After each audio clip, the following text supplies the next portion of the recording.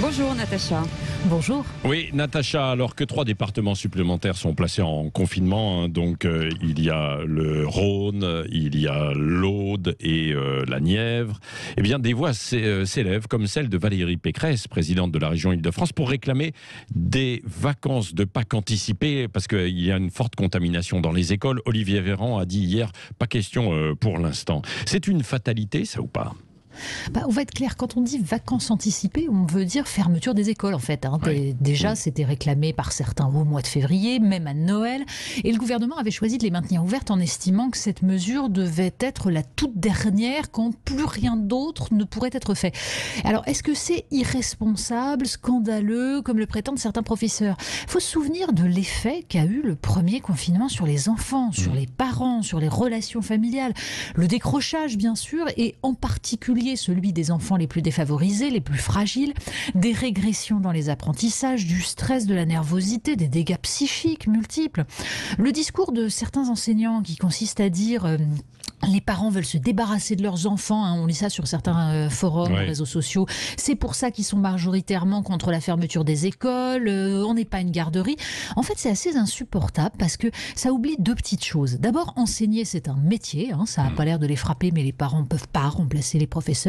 Et puis surtout, le parent qui a son enfant chez lui n'est pas à temps plein dessus, comme un enseignant dans sa classe. Il a un travail en même temps. C'est vrai, mais Natacha, est-ce qu'on n'est pas quand même à un moment où on n'a plus le choix ?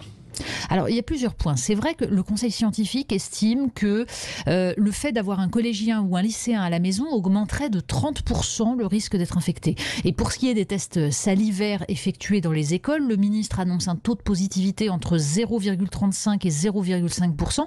Et en fait, si on considère que tout le monde dans les écoles est testé, ça semblerait correspondre à la fourchette haute du taux d'incidence en Île-de-France notamment.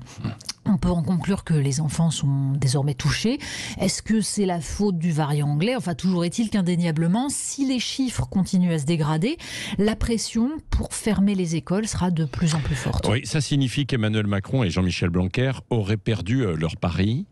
Alors ce terme de pari, vous savez, il est employé beaucoup par les journalistes, mais en fait, il a quelque chose d'assez énervant. Pourquoi ? Parce que c'est pas un pari. Ils n'ont pas tiré au dé. Sur cette antenne, vous avez donné la parole pendant des mois à tous ces Français qui pouvaient témoigner du caractère dramatique des confinements. Dramatique économiquement, dramatique psychiquement. S'il y a quelque chose à reprocher au gouvernement, c'est pas de nous avoir épargné un 3e confinement.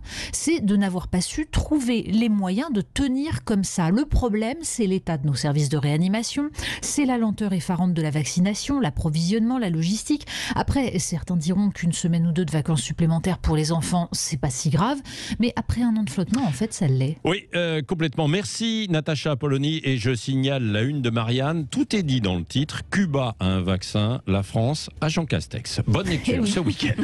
Merci Natacha.